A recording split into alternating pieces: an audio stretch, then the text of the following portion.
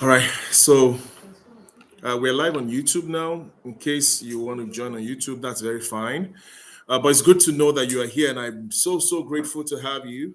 Um, I want to be sure that those on YouTube can hear me, even though um,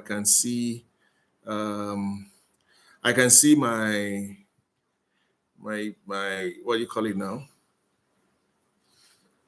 My microphone is showing on YouTube that it's okay, but I can't hear myself. So I need to be sure that those on YouTube can see me and they can hear me. Okay, have we started recording here? Have we started recording up here? Okay, appreciate you. Thank you so very much. Uh, so good evening, everybody. I'm thinking we should wait till 7:15 so that we can have more people join and then we can start in earnest. I appreciate you once again and thank you for taking out the time to be here with me, all right? I appreciate you. So, for those of us on, okay, how do I do this now? Please, can we on WhatsApp just let people know that we've started?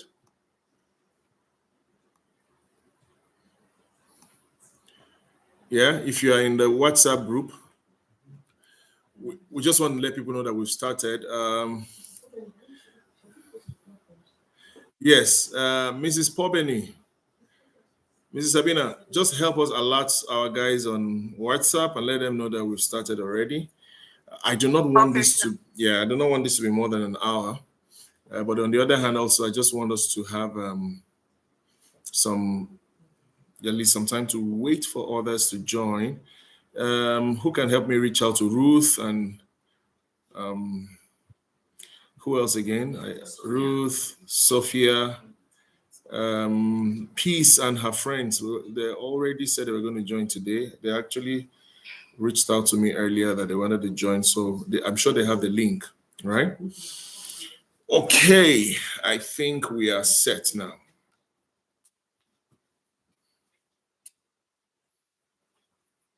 So I'm thinking we may not.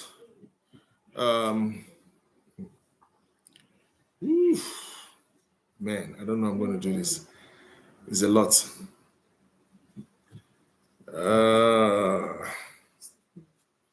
It's a lot. Okay. What I'm going to do is to get us to that point where we can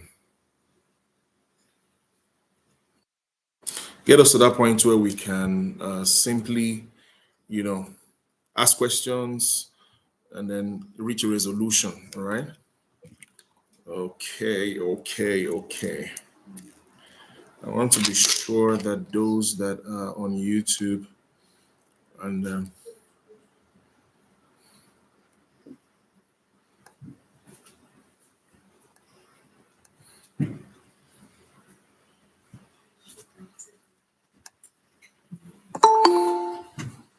okay, Mr. Abraham Al Hassan, good to have you. Good to have you.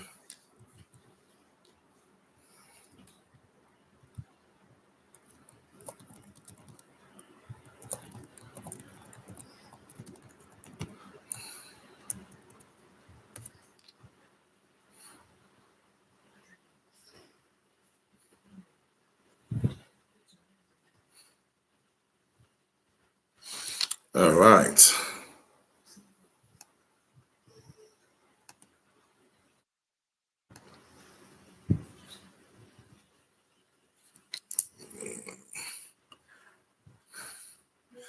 Okay, so let's get people on board. We are about to start. Mhm.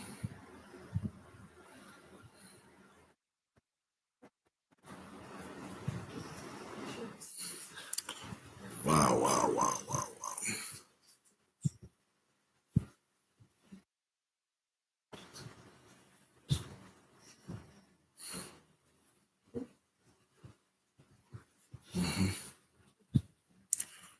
Ooh. Mhm.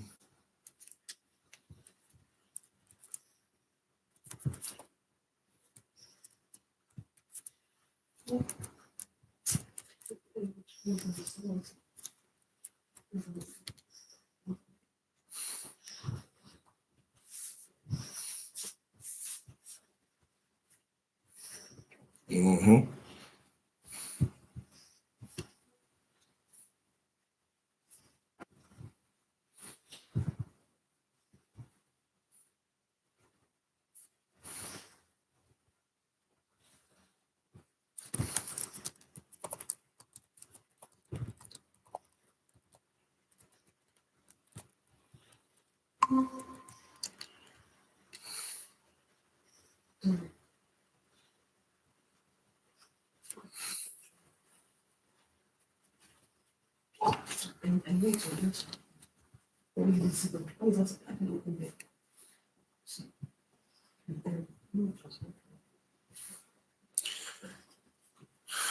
Okay, how many people do we have now?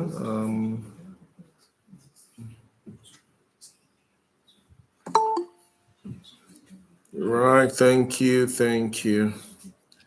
Okay, thank you for joining us. Mamacita, good to have you. How are you doing today?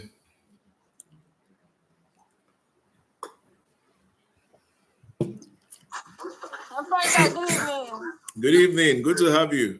Thank you so much, sir. Well done, sir. Thank you, thank you, thank you. Well done. All right, so guys, let's share the links with as many people as possible. We're discussing something very, very, very important tonight, and I hope that we have as many people as possible. Why I say so is because I know how important this particular topic is for me, and I know how much of change I've experienced just understanding what the first version looks like and what you need to do to overcome your first version. Um, so I want to just start almost immediately. All right. Okay. So I'll start in just a few seconds, maybe 30 seconds. Is that fine? I'm going to start in 30 seconds.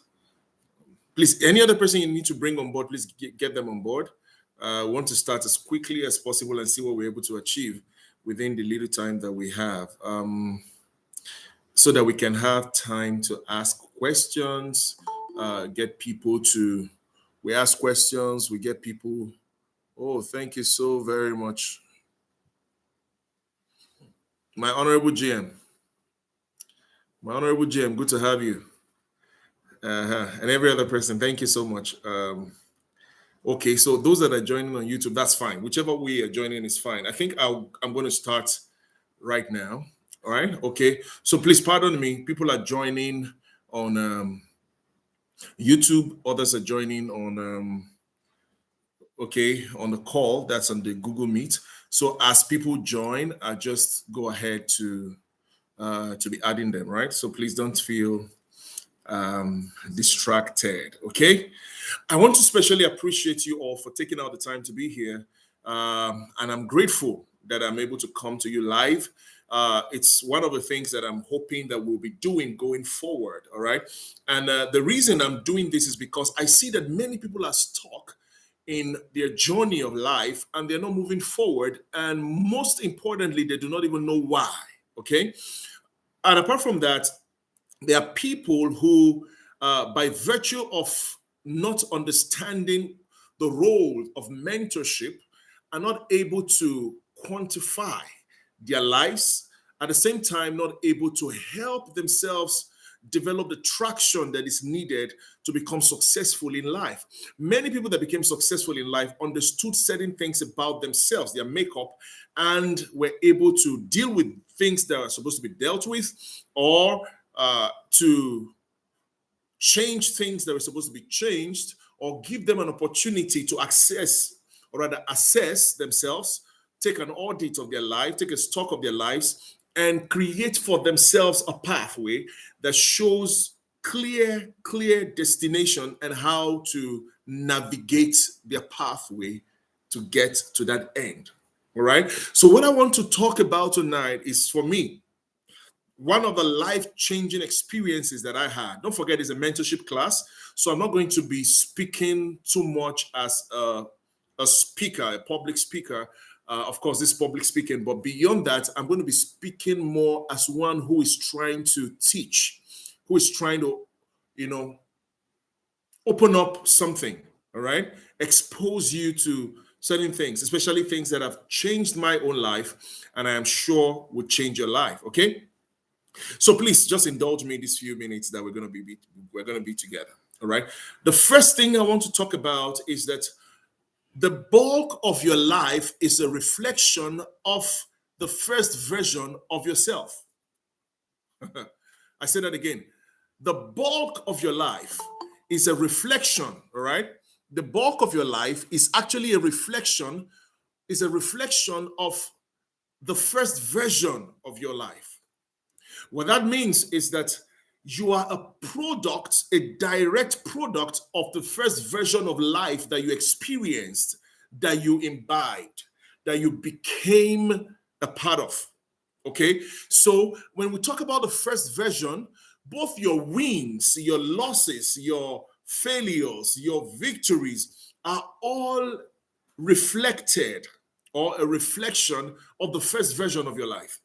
Now, the first version of who you are is actually the first makeup of your being. It is what shapes your mentality, your mindset.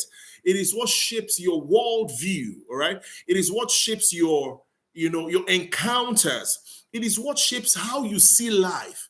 And many people see life through a lens that they did not create for themselves or by themselves. I say that again.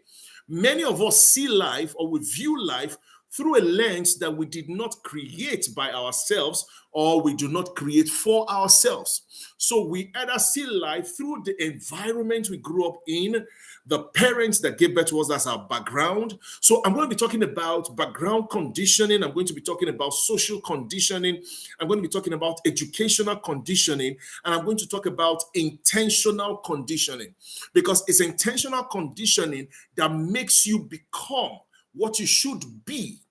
But you cannot understand your intended or your intentional personality until you have known what has controlled you all this while. I give you an example. For every time you make a decision in life, for every time you look at yourself and you thought to yourself, I need to do this, I need to do that, I need to walk this, I need to walk that. You made a decision by yourself. Something underlying that you were not even aware of was in charge of that. Now, what I'm trying to say is this. There is something subtle. It is in your subconscious. It is what fuels your drive.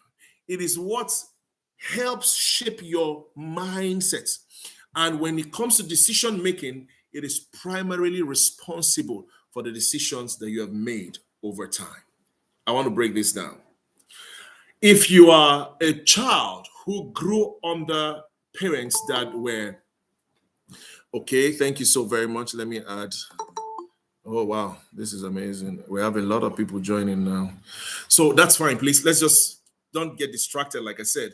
All right. So if you look at your life and you see that you grew up under parents, for instance, that are civil servants, parents that had a lot of experiences serving government or in a government office, kindly share this with people. Please share the link, especially the YouTube link also. All right. So for those that are not able to join the WhatsApp, no, not the WhatsApp now.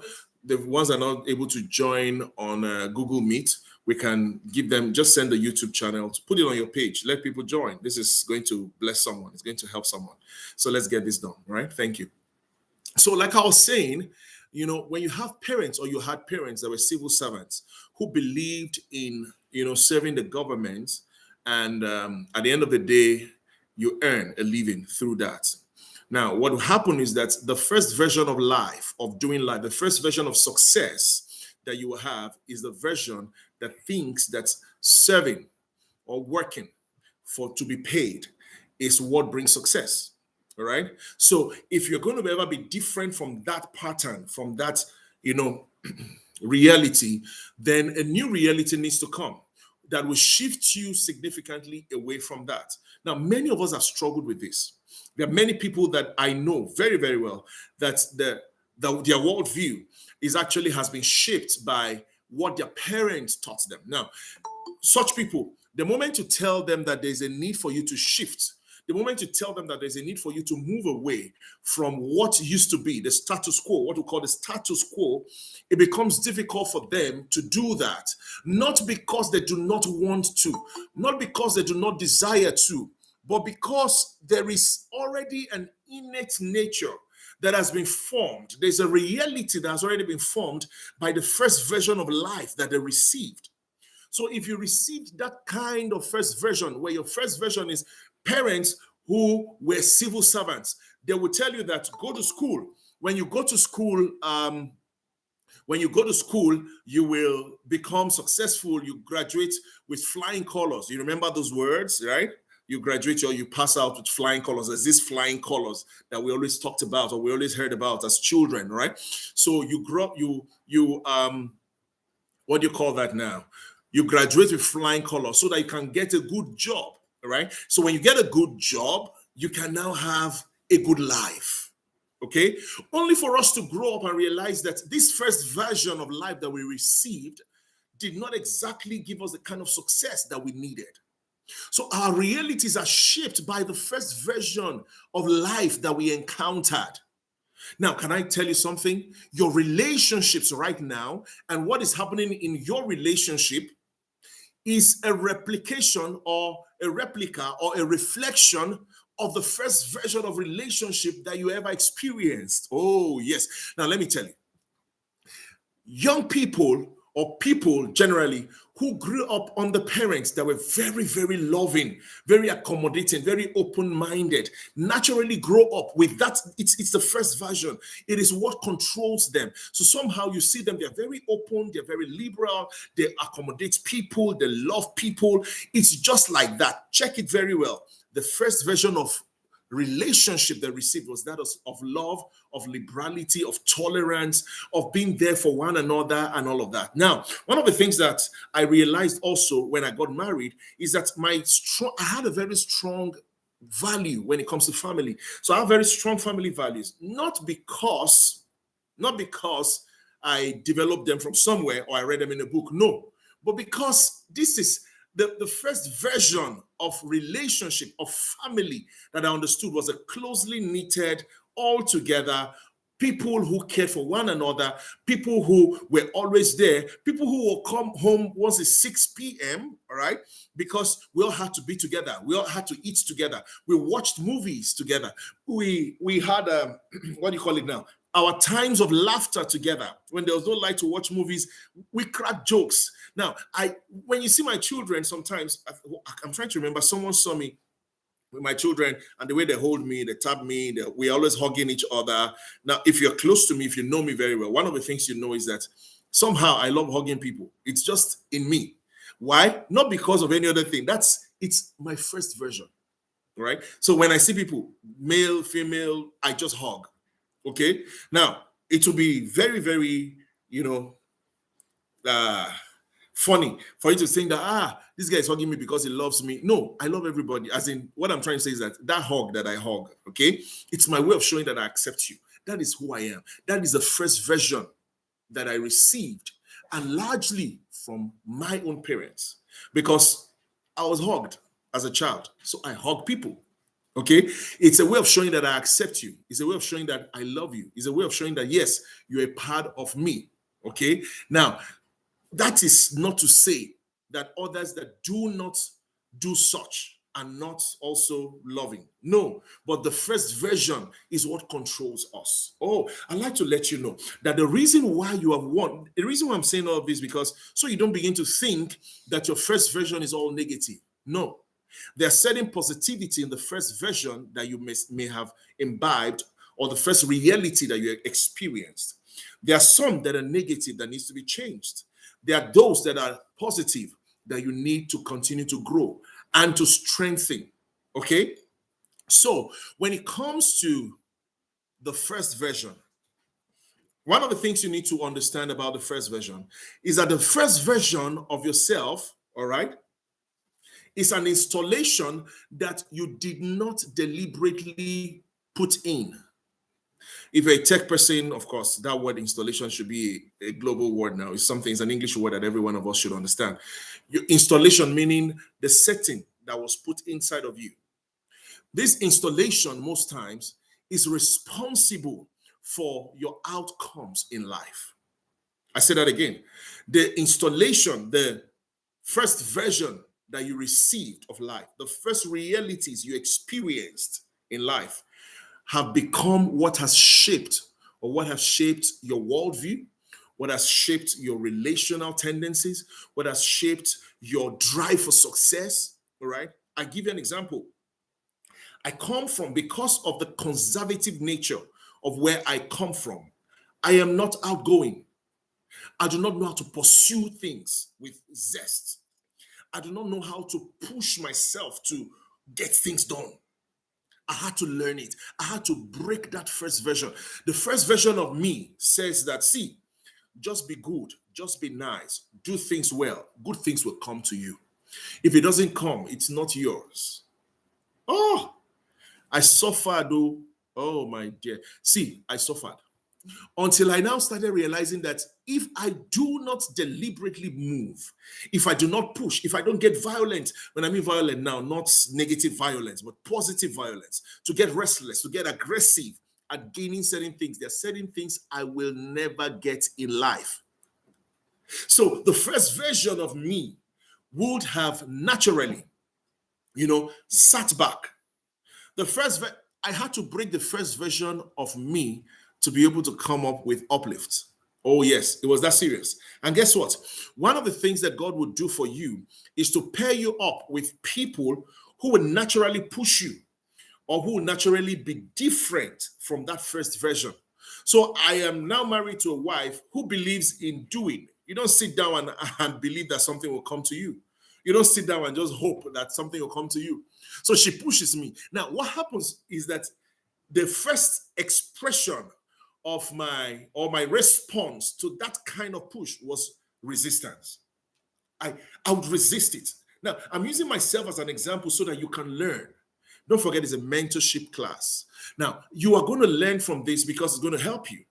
Now, the moment I saw that she would always push me, do this, stand up, get this done. In my mind, I'm thinking, no, these things will come. I've done the things I'm supposed to do. Other things are supposed to come, right? But I now realize that it's not exactly like that. If I should tell you, you're too laid back, you're not moving, you're not pushing for this thing, right? And if you look at your life, you're going to see that there are many times in your life that certain things would not have passed you by if and only if you had someone, or you were in a position or in a place where someone pushed you to do it, especially if you're like me, right? Now, the other version is this. If you come from a different version, for instance, if your first version was a pushy, jump into things, get things done quickly, and all of that, you don't sit down to plan, you don't sit down to. So my own version is you plan. You have to plan. Everything has to be planned for.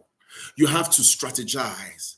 Now, the only problem is that we keep analyzing and analyzing till thy kingdom come, and we get nothing done. Because the version where I come from, we are so good at analyzing, we're so good at strategizing, we're so good at planning, but doing was a problem. So there are other people who are converse. You came from the background where you just move. When your father wants to move, he just moves. So somehow you saw your mother moving. All right. And now it's a problem for some people in marriage. I give you an example. So people are married to each other where the husband is kind of laid back, or the wife is the one that is laid back. The husband is a pushy, get it done kind of person. While the wife is, or your partner, whoever you are, maybe you're not married yet, is the person that says, no, calm down. Can we think about this thing? Can we plan it? Can we analyze it? All right. Now, the challenge is this: the person that wants to do, the person who is always big on jumping into the field and getting things done, would always want to jump, would always want to run. But the one who is laid back, who is more of the analytical kind of person, who wants to analyze, who wants to, put the dots and the cross the T's and all of that, it will take them a whole time. And the challenge is that before this person crosses all the T's and dots all the I's, time is gone. That opportunity may have been lost. And it's a reason why some of us have lost certain opportunities in times past. So the first version of you is what determines a lot of things that happened in your life. All right. So I wish I could have more time to give life scenarios, give different expressions of what the first version is and how it has affected you. Okay. Now, I want you to begin to think, because don't forget it's a mentorship session. I want you to begin to think. Think about your life. Think about where you are right now. Think about how you got to where you are. Think about your worldview. All right. Now, have you noticed something? When they tell you about the Igbo man, they'll say, this is an Igbo man. Igbo men, they like money. Igbo men, they like this and all of that. Go and check it very well. The first version that they received was that, see, money is so important. Whatever is around you must speak to money. So they grew up with that mindset. And guess what? It's the reason why their apprenticeship model is being studied in Harvard. I hope you know that in Harvard, there's a study that has been ongoing of the entrepreneurship and apprenticeship model of the Igbo people. How that an Igbo man comes, sets up a business, and before you know what's happening, he brings his brother to live with him. The brother learns on the job. The brother walks with him. Oh my. See, there is no mentorship or coaching that is as good as someone learning on the job while the person works with you. So you see the Igbo man brings his brother. Now, this thing is the first version. It is who they are. Many times when you see Igbo, the Igbo people, the Igbo businessmen, is the same thing they do. They'll get someone from the village, get their brother, their sister, whoever comes to live with them. Sometimes they all sleep in that shop. Sometimes, see, the idea is that after a while, you will grow to know this business so much. You know the value chain around the business. You know the suppliers. You know how to liaise with the customers. You know how to restock when stock is finished. You know how to bookkeep. Their bookkeeping, even though it's crude, it's old, is the ancient way of bookkeeping that does not use computer and all that. Some have, of course, those that have embraced technology have become more versatile when it comes to the use of technology for their businesses. But you see, they know how to keep their books. They know how many things they'll tell you parking stop. Have you heard parking stop before? When you go to an Igbo man, say, wait, is there parking stop? They know the things they have. They know where it is. They know where they kept them. They take inventory. You see what we call inventory, okay? Which is what we learn in business studies, or what we learn in yes, of course, in business studies and business development and all of that. Inventory is what they do effortlessly. It is part of the business. So they learn all the ropes. They understand the value chain. They walk through it. Over time, they become used to it. So much so that when the time comes, what they do, they now do what they call freedom. Okay? Freedom is like graduation. Okay? Sorry. So this graduation ceremony is what launches the other person, the apprentice now, is launched into the business proper. So this apprentice that is launched into the business, right, is now set up. So it is now incumbent upon the one who mentored, who was the master of this one, to set him up. So the years of service that this person has under him will be cumulatively considered, right, as an opportunity to own your own. So your Oga sets you up. And most times it's siblings, brothers, cousins, right, sisters. The idea is this: they keep the wealth within themselves. Somehow there is a commonwealth kind of arrangement. See, the Igbo apprenticeship model is something to be studied. And guess what? It's a good first version. So it's a first version that when you see an Igbo man talk about, when you're saying, they like money. No, it's not just that they like money. It's the first version, is what they receive. Money is very important. Okay? So they give their best to it. They give their all to it. Now, Another challenge with that is this. Don't forget, we said first version can have negative side, can have positive side. Now, it drives them many times to the point where so many of them do not know how to draw the line. Then they begin to enter into vices. Because now I need to now make money at all costs. Because money is very important. Okay. Now, I give you an example. You wake up in the morning, you are the eldest son, and because your younger brother has made more money than you. Okay. Now, what happens within the family is that he now becomes a voice. He becomes a leader by virtue of money, because money is magnified more than wisdom. Okay. Right? Wisdom, strength, your age no longer matters. What matters is that he has more money than you, and your father or whoever it is that is in charge there begins to invite him more to the family meeting. So when decisions are being made, there's a recourse to him more than to you, because they feel that he has more money, so he should make decision. So when money is elevated more than other very important virtues of life, what happens is that you begin to enter into the desperation state, where people become desperate to make money. So you are desperately pushing, you're desperately moving, you're desperately. So now you hear them tell you, hear some young boys, young girls telling you that whatever it is, make the money. Some of them will tell you, hey, no worry, you go die, but I know everybody go die now. Let me just make the money and die. It's that serious. Now, what I'm telling you is something I've heard with my ears. Someone said it to me that at the end of the day, won't everybody even die? What's the difference? And let me enjoy, let me make the money, spend the money, spread the money, and then I die.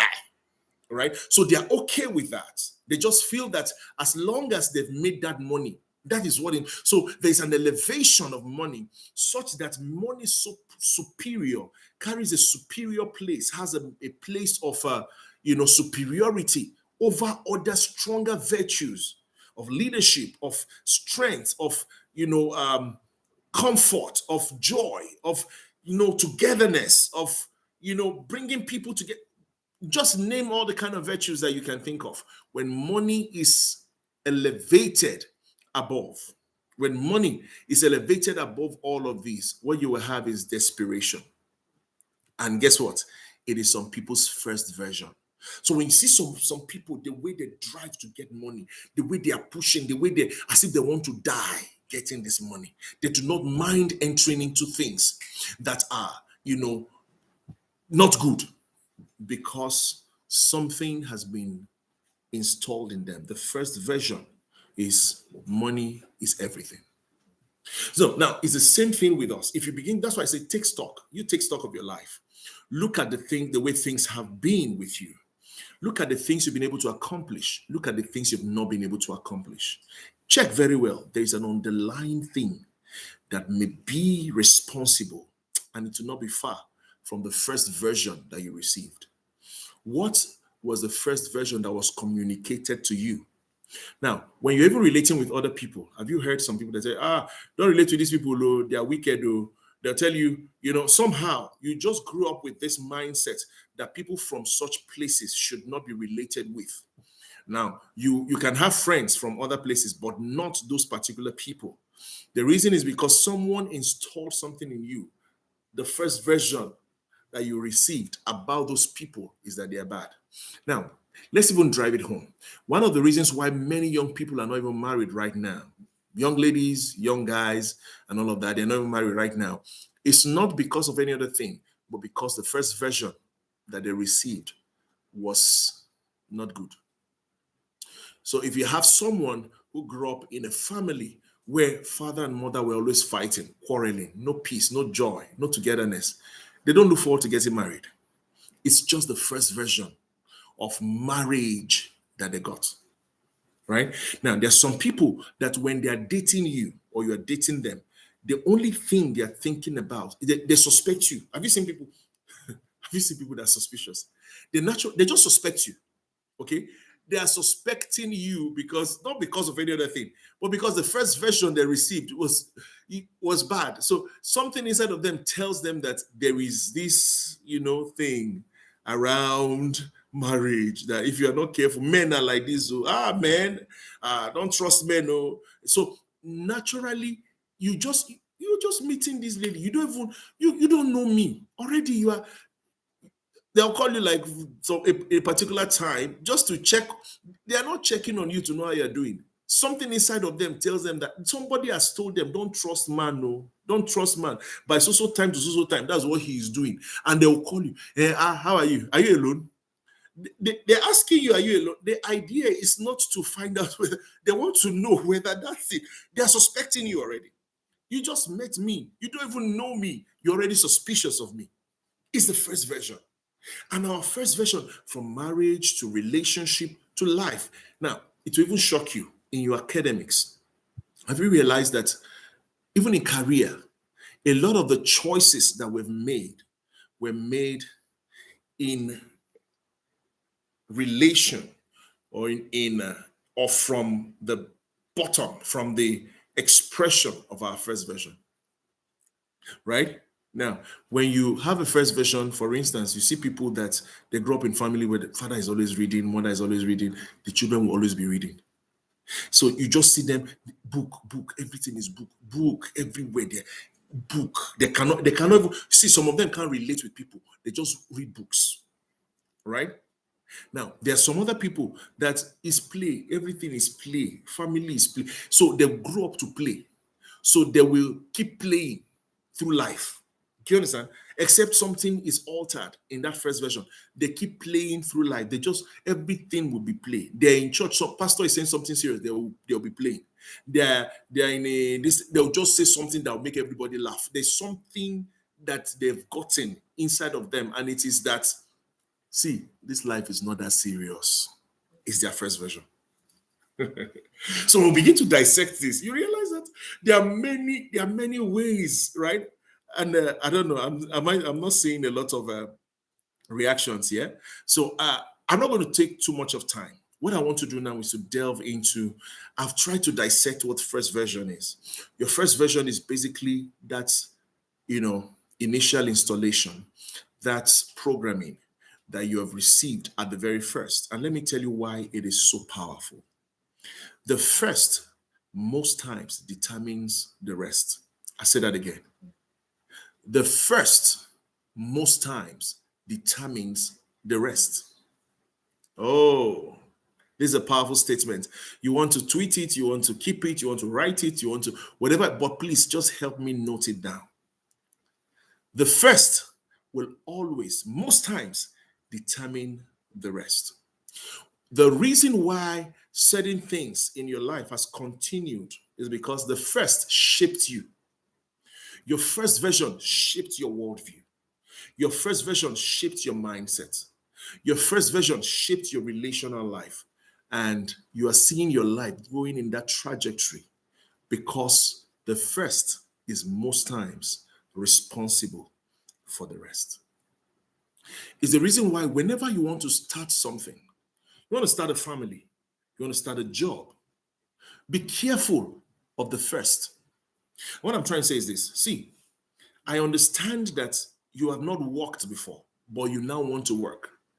For those of us that are in school, you are still in the university, or you're even in secondary school, right? A time will come, you go to the university. Be careful of the first set of people you meet. Be careful of the first set of information you receive. When we're going to the university, some people will call us and tell us, you're going, okay, even from primary school, they say you're going to the outer world, right? I don't know if they still say those things these days, but I remember then there was this fear we had about the outer world. When they were doing our send forth, right? In secondary school, then I remember back then when we were doing send forth in secondary school, even in fellowship, FCS, as we are going to the outer world, people will be crying. We were crying because we felt that there was something out there eating people. We felt that there was something out there that was going to devour us. So they made us feel that, see, as you are going out there, you have to be very careful. No, they are devourers. Is it true? Yes. But then they put so much fear in us, so much that when we entered into the university, we now began to see that, boy, it's normal life now, normal human beings that we're meeting here now. It doesn't look like anything. But, for some of us, that shaped our first experience. Some other people, it was that expression of, oh, now I'm free from my parents. And they entered into the university. They met certain people who began to shape again their lives. Now, one of the things I used to say is this: in the counseling, when I counsel some people, especially couples, one of the things I realize is that there is this, quest to change a person. You want to change her. You want to change him. And the question I usually ask is, this person was 30 something years before you married them, 20 something before you married them. What their first version was, whatever has molded them for 20 something years, you want them to change in 2 years, in 3 years. You're joking. See, that change is in the hands of God.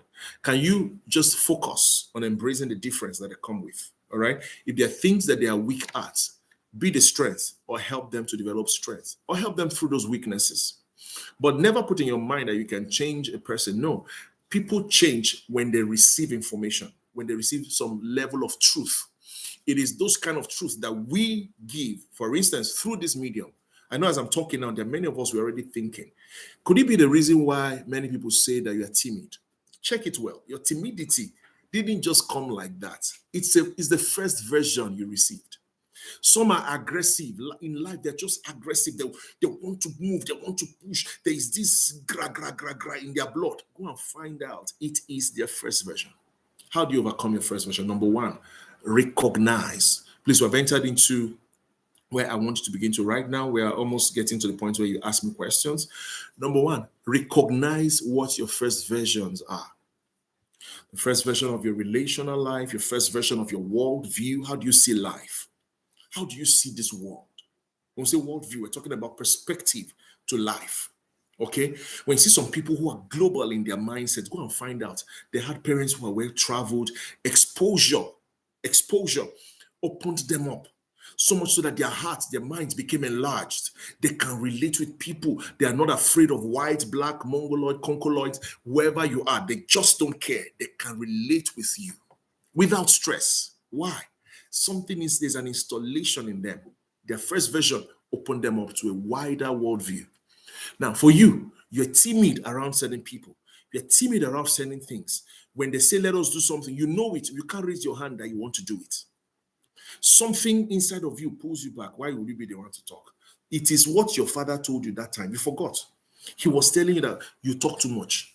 Your mother was telling you talk too, and there's a conditioning that came with it. And from that moment, you were conditioned. All right? So first of all, recognize. Now, recognize. What do you recognize? Recognize what created your conditioning. Number one, is it background or what we call family conditioning? Family conditioning is the one that is most powerful. The family you grew up in and the way of life of that family is very, very, to a very large extent, responsible for the first version of your life. Your worldview and everything around your life will be, first of all, molded by your family. Okay?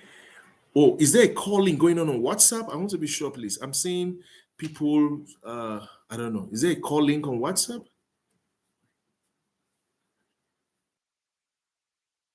Somebody can help me know. I've been getting some notification saying that somebody joined the WhatsApp. I don't know. Is there something going on WhatsApp? I know there was, I know I created from your end, right? So I'm wondering, okay, me too, but I'm wondering,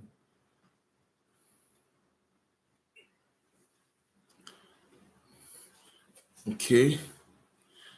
So we'll just go on, please. This is, I just wanted to be sure because I keep getting notifications and I don't know, I don't think there's any WhatsApp call going on. So we'll just continue. All right. So I was saying, notice or recognize what your conditioning is. First of all, your background, your family background, what we call family conditioning is the first kind of conditioning that always happens to us. It is that conditioning that determines our, first outlook to life, right? The first lenses that you always view life from. the lenses of your parents or whoever you grew up with.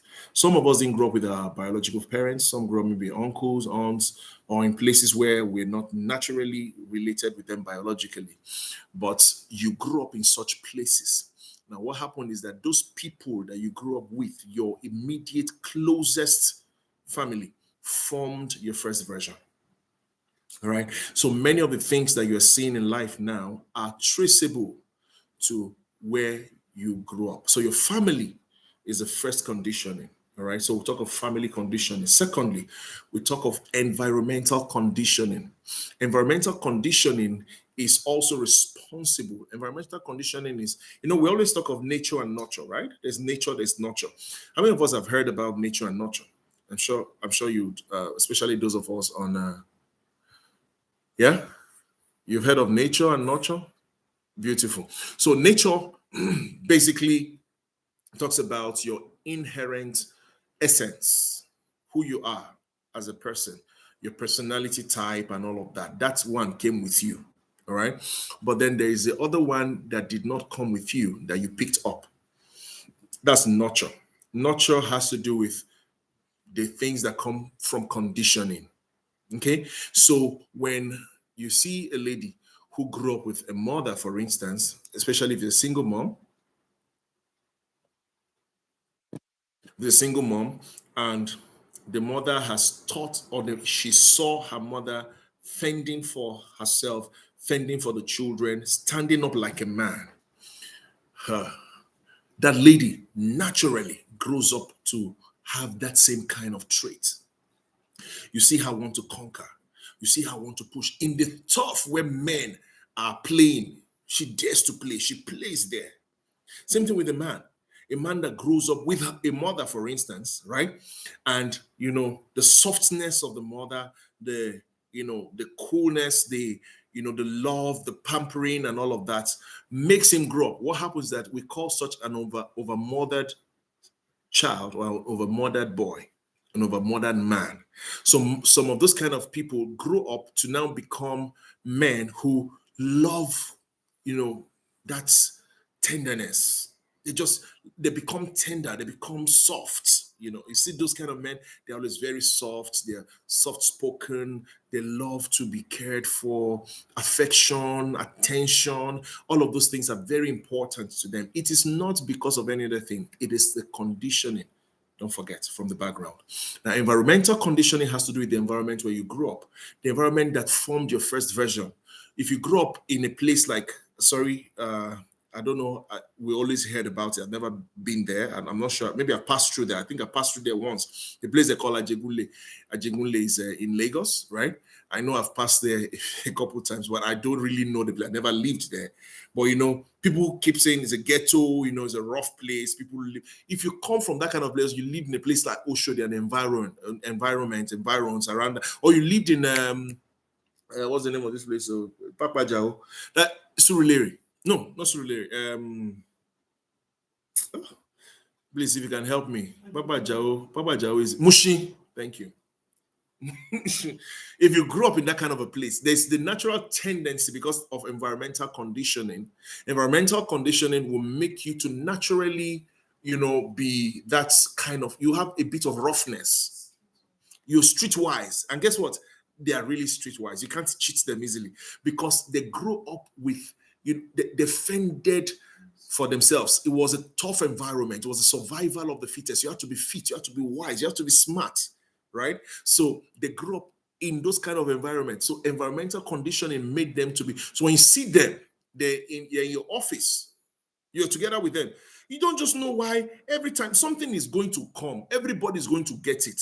Even when it comes to sharing of food, everybody's going to get. But something inside of them tells them that if you are not the first to get there, so they are rushing for this food is enough. It will go round now. But something inside of them is already pushing. You see, oh boy, you have to be smart. They outsmart everybody. They want to be informed. They want to be the first to get it. Something inside of them is telling them that they will miss out. It's conditioning, environmental conditioning, because where they are coming from, for you to fetch water, you have to enter line. If you don't come first and put your bucket there, or push another person's bucket and put your own, you will not fetch that water. So they grow up with that, and this is where they are now. and it's the first version. So environmental conditioning, very important. Check out those who grew up in highbrow areas, your neighbors where you always had bicycles, you rode on the streets, and life was cool. When you see those kind of people in life, they're usually like that. They're just cool because the environment conditioned them to know that, see, life is always easy. And guess what? They now meet with those that are coming from Mushin who will fight for everything. And here they are fighting, or, how do you call it? Not fighting now, but competing. You're in a competition with those who have learned how to be smart, sweet, streetwise. And you are coming from a place where everything just happens for you naturally, normally. You're just fine, you're cool, you're calm, you're collected, and all of that. No, it won't be the same. Okay? So we are all a product of environmental conditioning. Number two. Number three is what I call social conditioning. Your social conditioning has to do with your social circle, the church you attend, the circle of friends that you have, the school you attended, the social network that you had or you grew up with begin to also shape your worldview. So some of the first version that you receive will now be determined by some of these things I've just mentioned. Don't forget, we have what we call the environmental conditioning or the background conditioning, which is the family conditioning, environmental conditioning. We also have what I also called the social conditioning. And then the one I want us to dwell on today is what we call the, sorry, someone is trying to join now.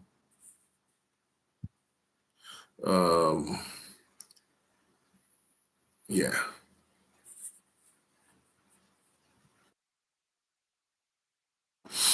All right. So the fourth one, which is what I want us to dwell in, is what I call intentional conditioning.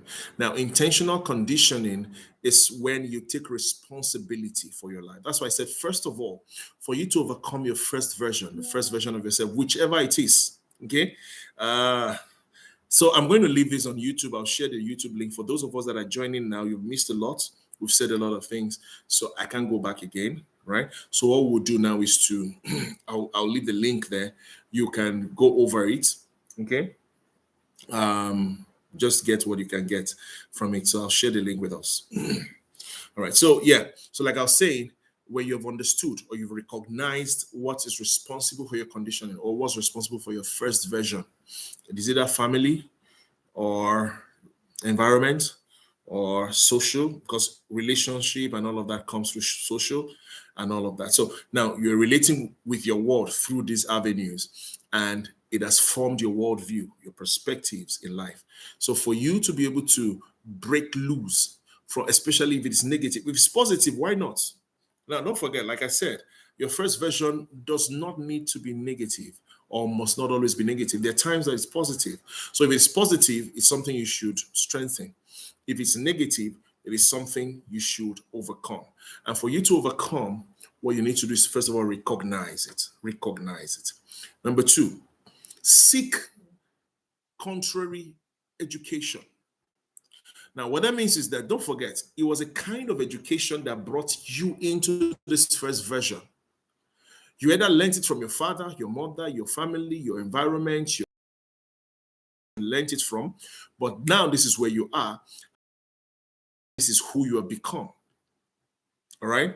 With that, you have become what you are right now. Now you need to change.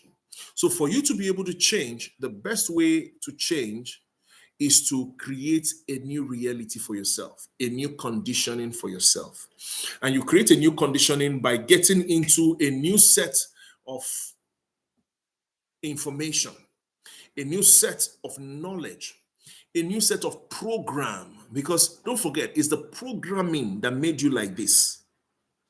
And until the program changes, you will still reflect or you still express what has been put in you at the first. So your first version will always be there until a contrary programming comes in. So it's the contrary programming that we're talking about tonight, okay? And we're saying that when it comes to contrary programming, you have to deliberately, deliberately determine to get yourself into a place where you can truly, truly look at yourself and say, yes, I have a new set of information coming in.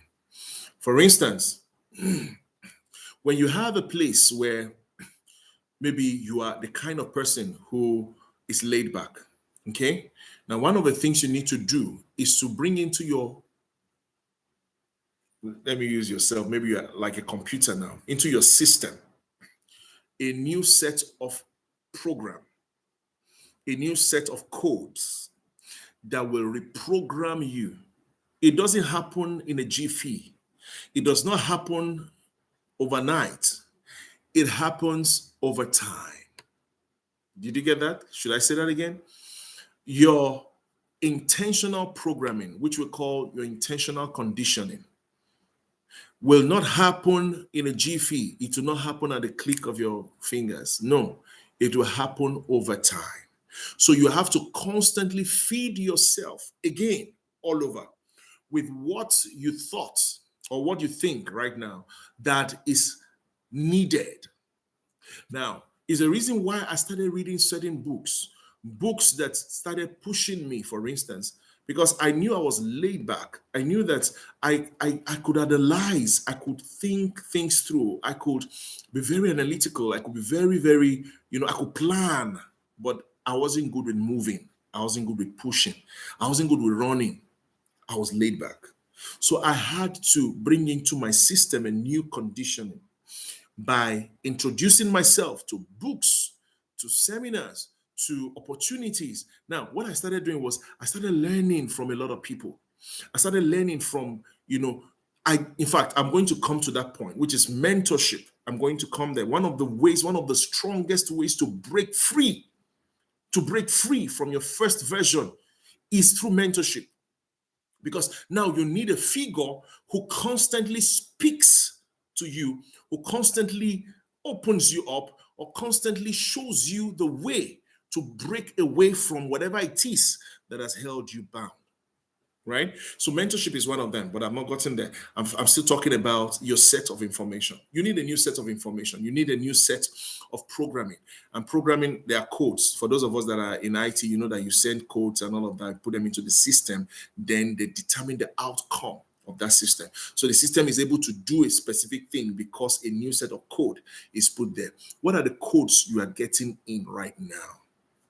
That you grew up in a rural area, and then of course that has shaped your life, does not mean that you should remain like that.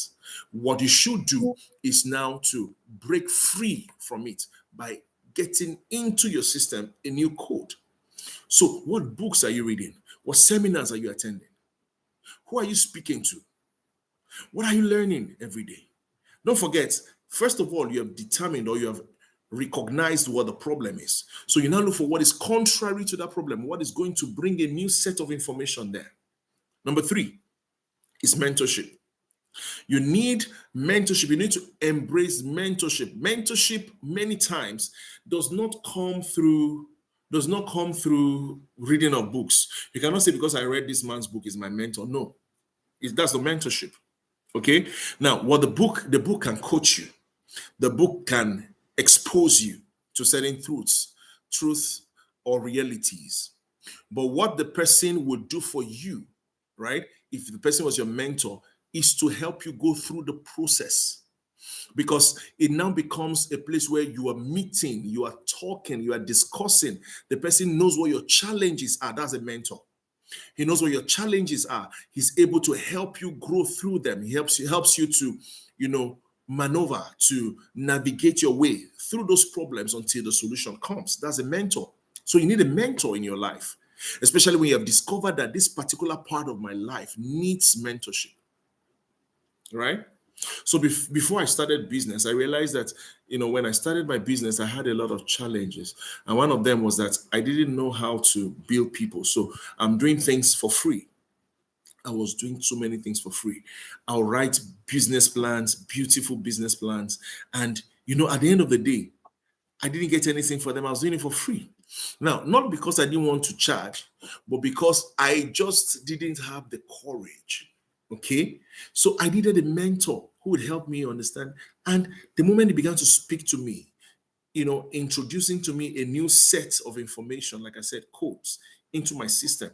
And I started realizing that my not billing people or my not putting a price tag to the things I was doing was not in any way being humble. It was actually looking down on myself and being timid because I didn't have value for myself.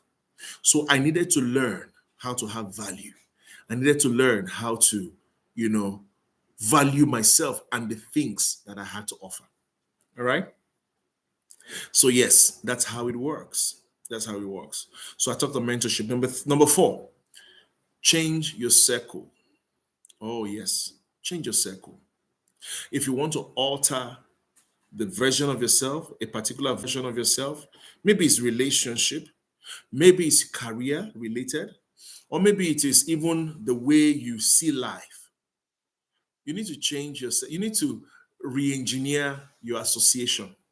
Who are the people that you're closest with? Who are the people that you work with? Who are the people that constantly speak to you? And when they speak to you, what do they say?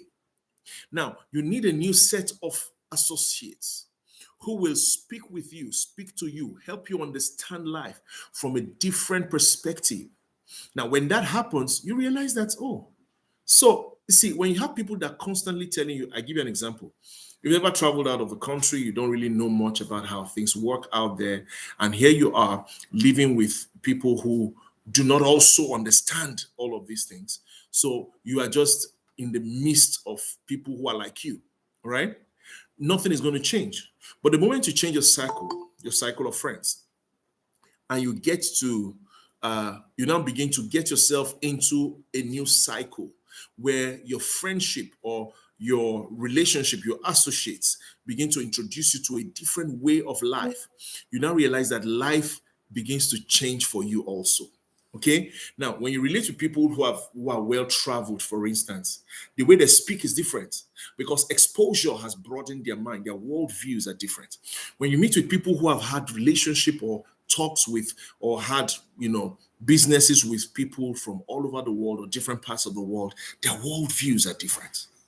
When you relate with people who, by virtue of them growing, also have learned new things in life, your worldview also change.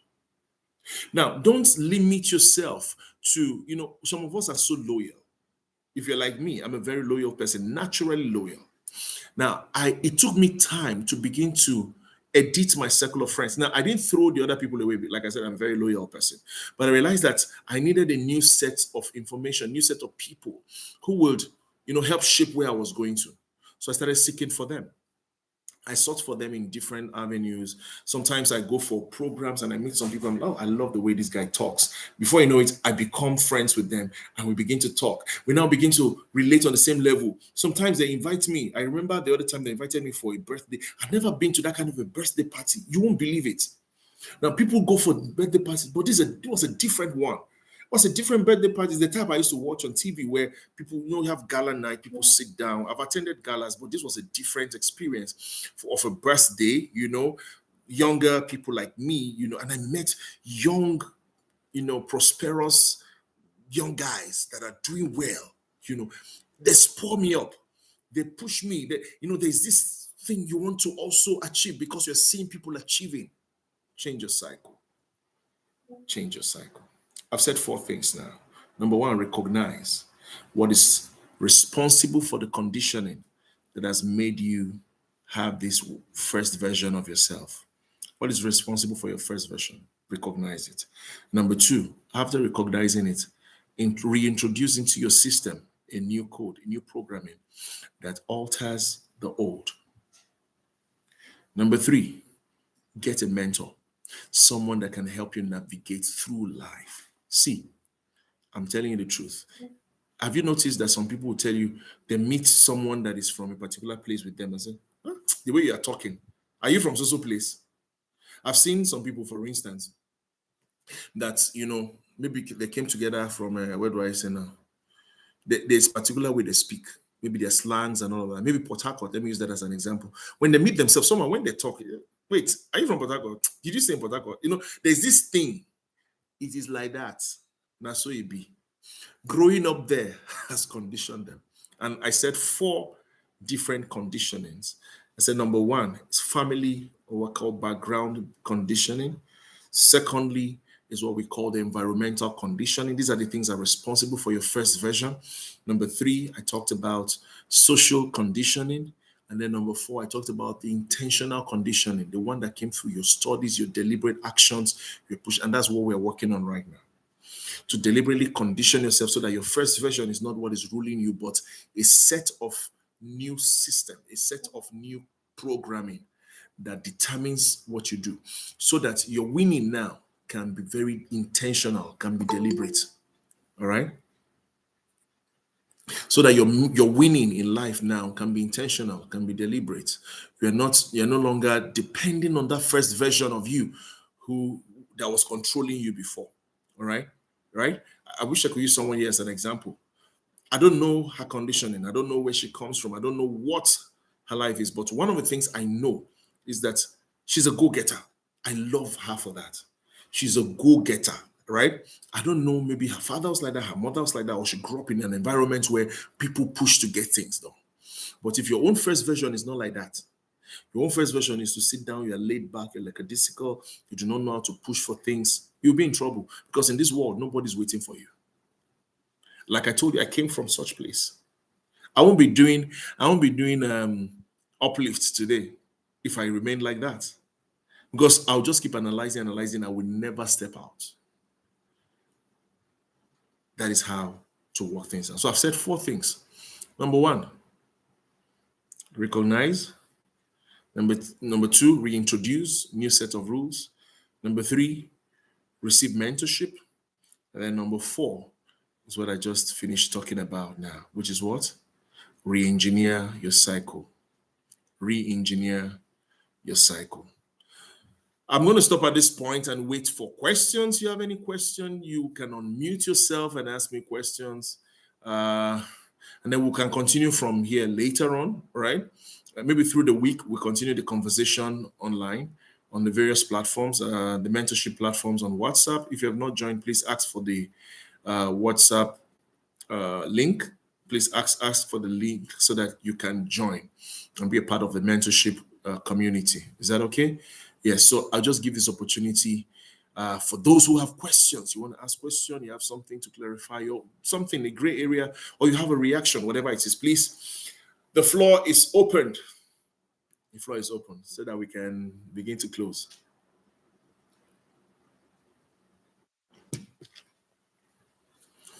Is anybody? You can raise up your hand if you are.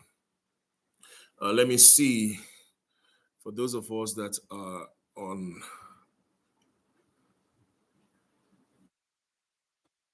Okay. Yes, Busayo. I can see you there, right? Please just unmute yourself and speak.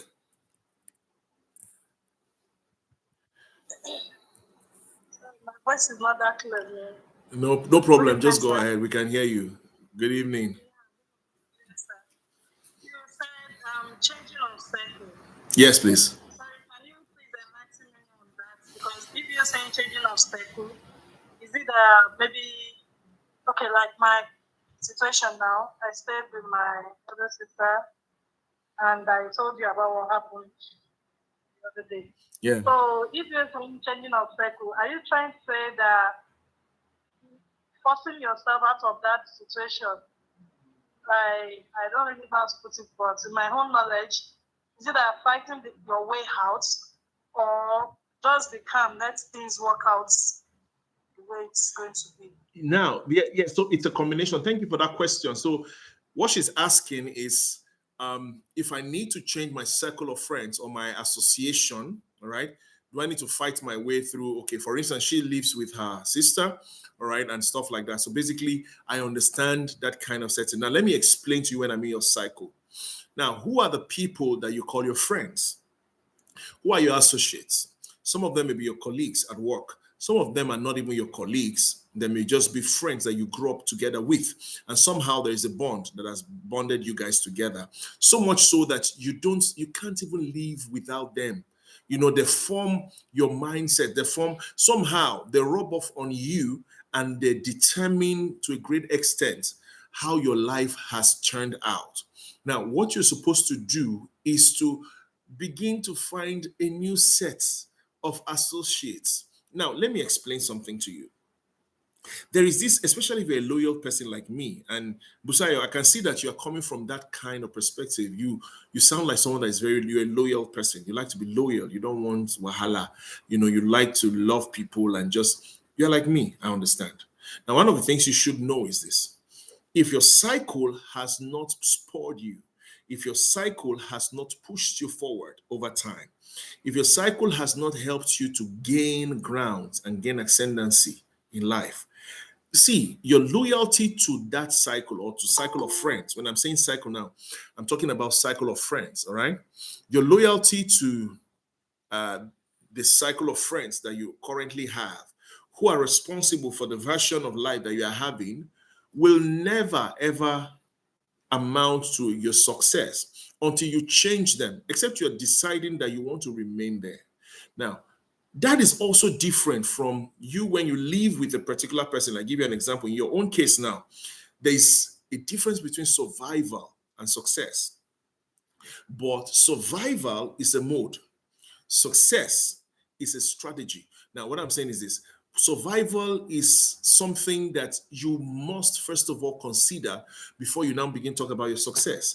But at the same time, you can consider both survival and success. So if you have someone, for instance, who is a what do you call it now? And you think you can live with that person instead of living with your, okay? Instead of living with your sister or living with whoever you're living with right now, who is constituting that problem you're having, okay? And there is a need for you to, and don't forget, for instance, if she has said you should move out, like we discussed the other time, now see that as an opportunity for you to begin to create for yourself a new set of close associates, close friends, people that you work with who would understand you and help you become the best version of yourself. Because the idea is there is a best version of yourself, and it comes by intentional conditioning. Don't forget, I've talked about, for those of us that are just joining, I said what is responsible for the versions of ourselves. So the first version of yourself, background conditioning, that's family conditioning, environmental conditioning, and I mentioned also social conditioning. That's what we talk about, your friends, the cycle of friends, where you live, the people you stay with, the colleagues that you have, and all those kind. That's social, your social network, your church people, your religious organization. If you're a Muslim, your mosque people. Now, those people that are your social networks, they are greatly responsible for the version of yourself that you have right now. Now, but we're saying that if you now must become a different version and experience a different version of yourself, you now need to imbibe or carry out what we call intentional conditioning, which is when you deliberately decide what you want your life to be by, first of all, reintroducing into your life a new set of codes that will, recreate your system and create a new version of you. So most times it's something that's contrary to what you already have. And then we talked about re-engineering your, what do you call that now? Okay, new set. We talked about mentorship. We talked about your social networks and all of that. So you go back and listen to this all over again. Okay. So what I'm trying to say is this: you may not need to leave her house if that is survival, if you must survive, and that is where you must stay to survive, no problem. But if you are staying there, it does not mean that you must be limited to her mindset or her way of life. You can have friends outside, other people who would help you grow, who would help you develop a new mindset. Is that okay? Now, so what you need to do is find outside people that you see that are having what we call upward mobility. Upward mobility, that's upward advancement. They are moving up the ladder of life, and begin to relate with them. Bring them in, and become part of their clique, part of their cycle. That's what I'm saying. But like I said, if your survival is dependent on staying with your sister, no problem.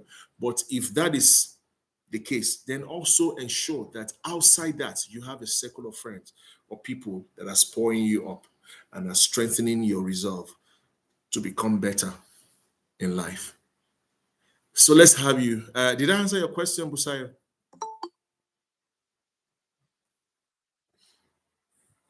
Busayo, let me know if I answered your question.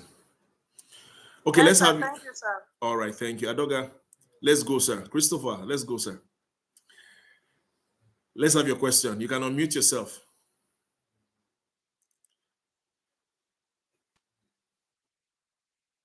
Hello, sir. Are you there? You can unmute yourself and speak. You are muted. Mr. Christopher, I saw your hand up. Okay, while we're waiting for him, any other person has a hand up? You want to speak? You have a question?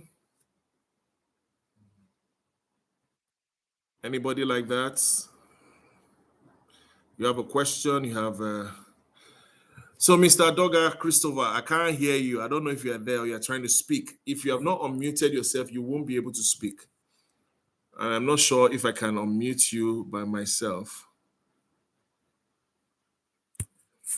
Let me see if I'm able to do that.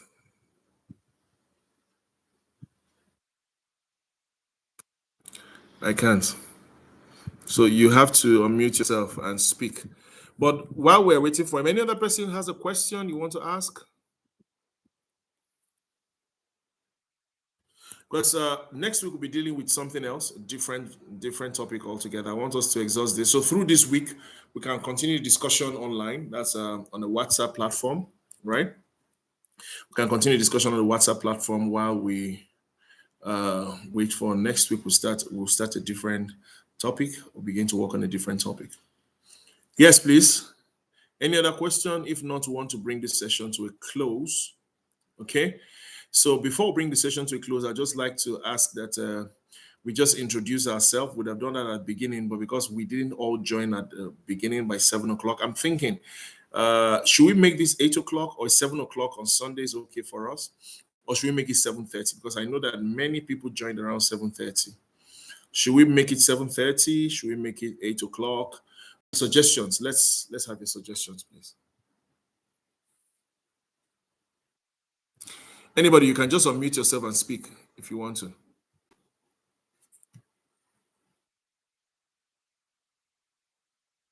Anybody? Okay, if we do not have people speaking, then let's just do a quick introduction. My name is Nelson Ogohi. I like to easily be called Coach Nelson or P-Nel for short, whichever one you want to call me. It's still fine. P-Nel. People call me P-Nel most times. Of course, you can call me Coach Nelson if you want, if you like. Is somebody trying to speak? Or someone wants to join? This person is joining late already.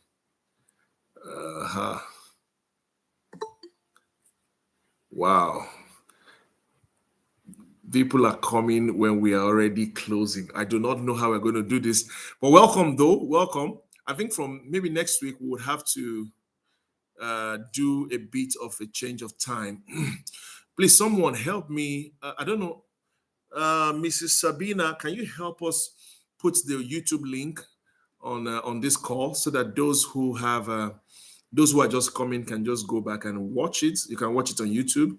You can just help us put the YouTube link here now, put it in the message box so that people can copy it and go through it, because right now we're actually coming to a close. We're rounding up and we're taking questions and answers, and we're also introducing ourselves. All right, anybody wants to, how do we start now? I've just introduced myself. So anybody, just unmute yourself and talk.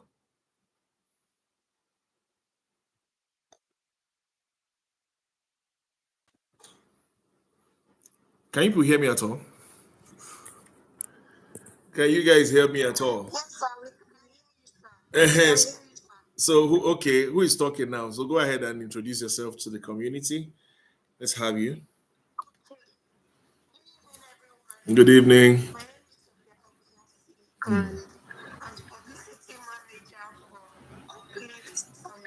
Thank you.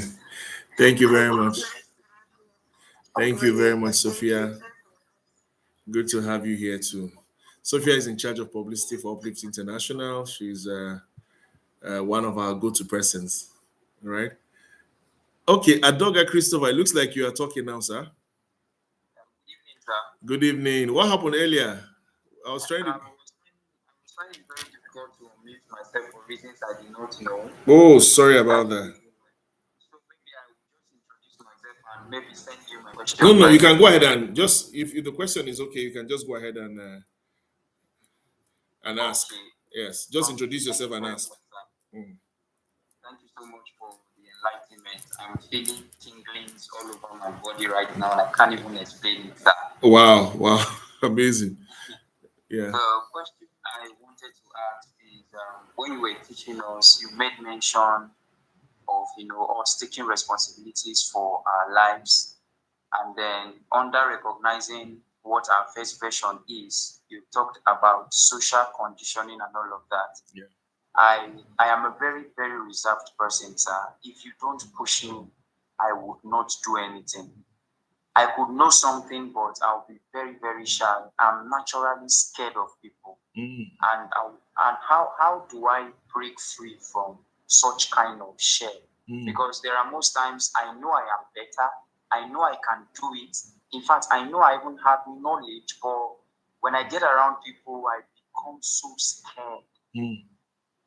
And when you were saying it, I was like, Coach Nelson is talking about this boy, Christopher.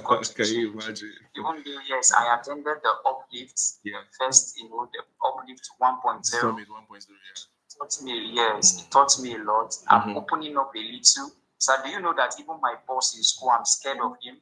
I'm not free with him. Even when he plays with me, wants to talk to me, I run to my shell and I would really want to break out of such because I know it's limiting, sir. Yeah, I get. Wow. Thank you for asking this question. And I think I'll use this as a point of contact to every other person who has this particular challenge. Now, I'd like to first of all let you know that I was once like you. Now, people don't believe this. Okay, Mr. Christopher, let me ask you, would you believe if I told you that I was once like you? No, sir. That's how it is. That's why I talked about intentional conditioning. Now, we are a product of all the other conditionings, background, family conditioning that has made us timid, or the environment we lived in. If you lived in a very reserved, conservative environment, you just grew up an introvert naturally. Then social conditioning, your relationship with people has always been with people that are conservative. Even your church is conservative church. You grew up in an orthodox kind of way, everybody keeps to themselves, something inside of you. And apart from that, again, family is so important. I remember as a little boy, I used to say this. As a little boy, it was so serious that when visitors come to my house, I run to hide. I was that timid. I was that shy. And I can still remember okay, what am I saying? There is a notification. I don't know what that is, but let's just continue. I can still remember myself trying to hide in the wardrobe.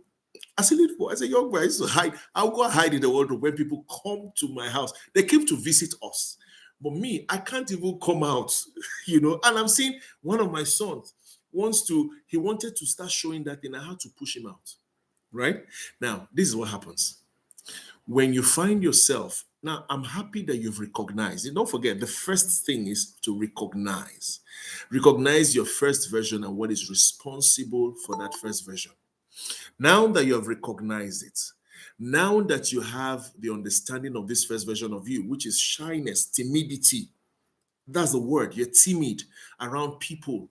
You do not have what it takes to speak. Don't forget, somehow you are knowledgeable about this thing. You are powerful inside. Your potentials are so powerful. They're so much, so strong. But because you're timid, you're afraid, you won't come out. They will ask questions. You know the answer, but you will not speak. All right?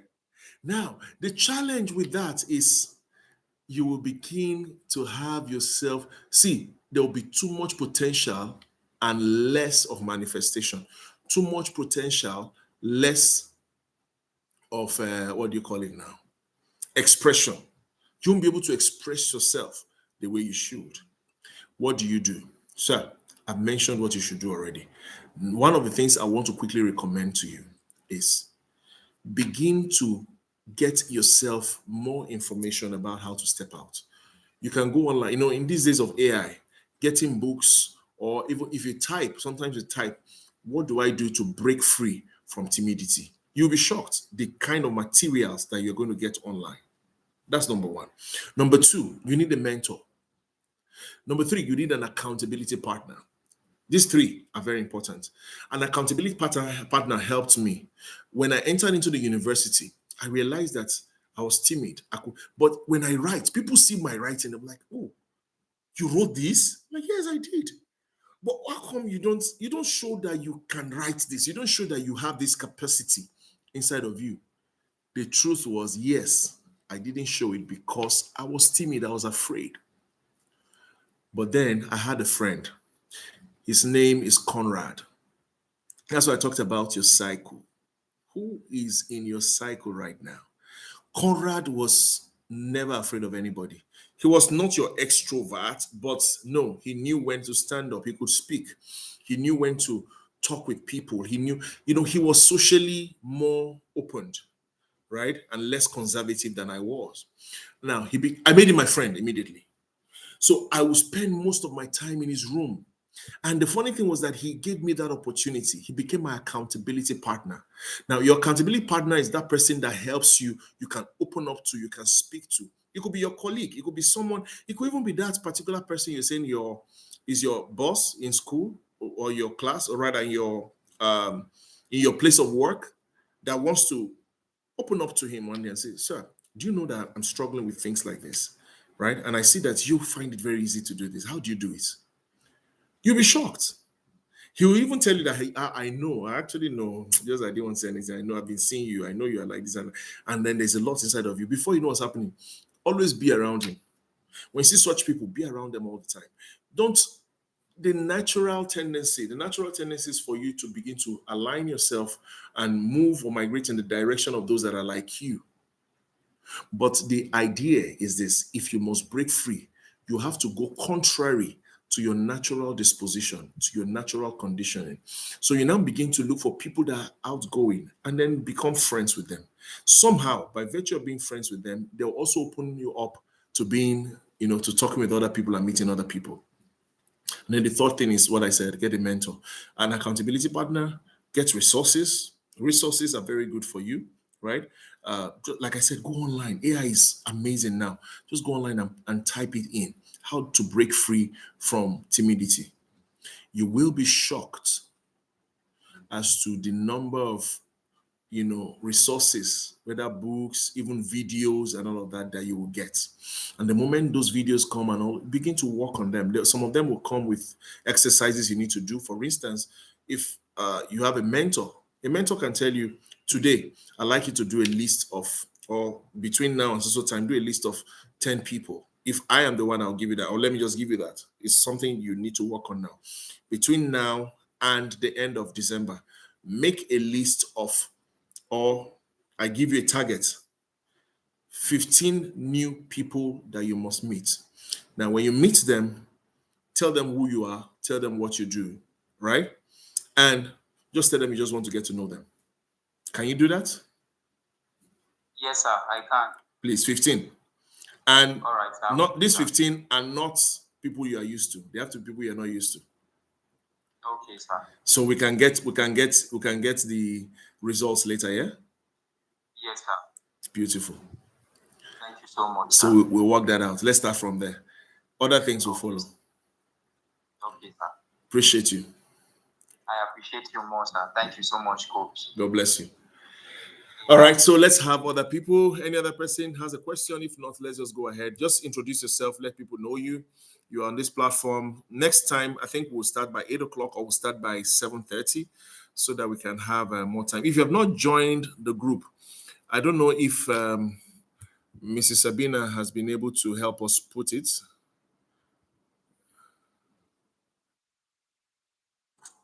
I think Miss Sophie already posted something in that regard. Okay, thank you so much. In the message, the in-call message. Oh, thank you. Yes, I see that. That's the YouTube. That's for the YouTube. I need also the link. I need us to also post the link for our WhatsApp mentorship group.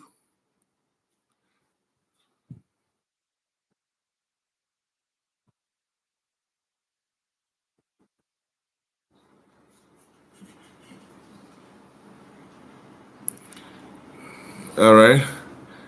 Oh, beautiful. I've seen that. Thank you so very much. Thank you. So you can see that in the in-call messages. If you look at the in-call messages, you see you can join any of the groups or all of the groups. These are the mentorship platforms we have for business, for career, for leadership. So you can join any of those, and we'll be together. Like I said, this discussion will continue on the platform. So just do well to post what you learned. Is that okay? Do well to post what you learned on the platform, on the WhatsApp platform, the group. And then, of course, if there are other questions, I think we'll take them there because we need to close this session now. I think we've tried for today. We need to close this session now. So those of us on YouTube, you can go back and rewatch it. It's going to be on YouTube. The YouTube link is also there. You can post the YouTube link also on the WhatsApp group for those that want to go back to listen to the teaching all over again. That'll be great.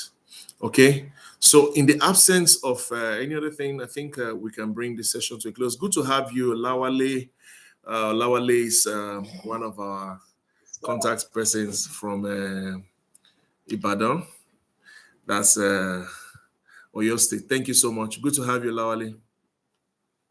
My pleasure, sir. Good evening, sir. Thank you. Thank you.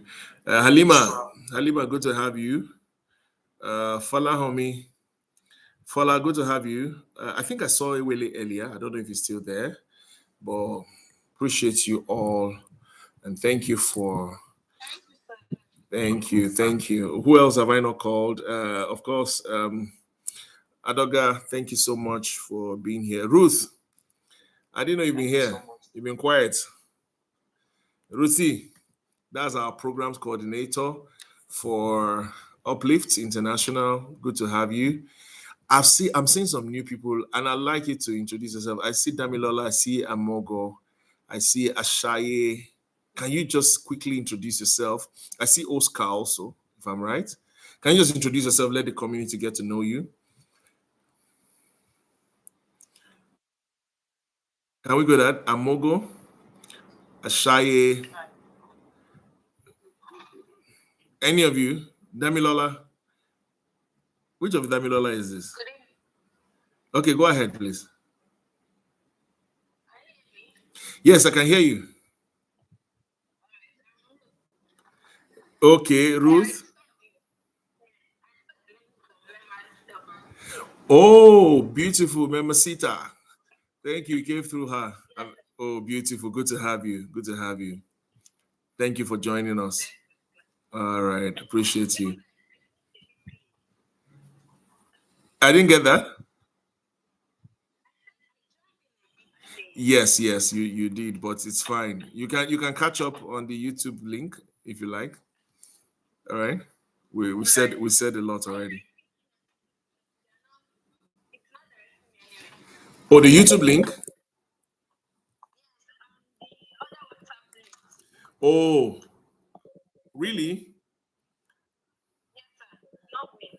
Okay, maybe what you do, you can just put your number, your WhatsApp number on the in-call, right? On the in-call app. Yes, you can just put your WhatsApp number there. Then we can now discuss that later, right? I think it will be easy to send it to you or to add you to the group. Yes, so Sophie will be able to add you once you put your number there. All right, Damilola, are you there? Yes, sir. Yes, sir. Good evening. Okay, good evening. So let's get to meet you. Yes. Okay. So that's different from Damilola. Yeah. Oh, wow. Okay, no problem. At least you joined. So you can catch up later, yeah? And thank you for being here. Thank you for being here. All right. Damilola, you were speaking earlier. Sorry. Yes, sir. Good evening, everybody. Good evening. I'm Oyedele Damilola by name. Okay, Damilola. Yes, I got the link from Sophie. Oh, Sophie, you're doing a great job. Thank you. Thank you. Okay, so good to have you. I'm seeing Amogo. I don't know if she's in. Is she or he now? Good evening. My name is Oscar. Yeah. How did you, Oscar Papa is my name. I got the link from Sophie. from Sophie? Oh, beautiful. Sophie, you are doing a great job. Thank you for bringing everybody here. Appreciate you. Good to appreciate from the little I've heard. Though I joined in a little bit later, I was occupied with some other deliverables. But a lot to learn, especially with the last talk on Yeah. overcoming timidity and the rest. Yeah, overcoming timidity. Yes, yes. Thank you. And I'm seeing Ivern. Ivern, good to have you here. Thank you so very much. You joined on YouTube. Good evening. So thank you for joining on YouTube. So let's share the link with others who would want to be a part of this and just learn from what we've shared already. Appreciate you. Who else again am I not who has not introduced themselves? Okay, because of our time, we'll just bring this to a close. So next time we'll give more time for introductions. We'll get to know more about each other and then what we do and how we can be of help to you. So UpLift International is a mentorship platform where we mentor people on leadership, business, and career development. Now, the idea is to have weekly, or we do weekly podcasts like this, mentorship classes like this, where we just sit down, talk about particular topics of interest, and we build on that over the week. So throughout this week, we'll be talking about overcoming your first version or the first version of you. So many of us have things we're dealing with from our first version that has made us either timid or made us not to be aggressive in life, to get things done, many other things that may be your own first version, whatever it is. So you also want to share, for instance, your example or your own experiences, how you overcame certain versions of you and how you were able to, navigate through life. Why not share that with us on the WhatsApp group? So I think I need to put the WhatsApp link. Okay. I need to put the WhatsApp link here. And I'm sure it will help us. Let me see if I can quickly do that. Leadership, mentorship. Yeah. Okay. Let me see if I can quickly get the link. I'll put it on YouTube. For those of us that are on YouTube, it will be easy for us to, to join the WhatsApp group.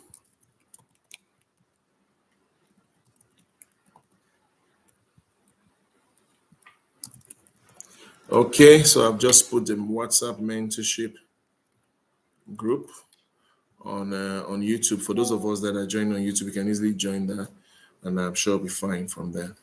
Because once again, thank you so very much for taking out the time to be here. I appreciate you. My name is Nelson Ogohi.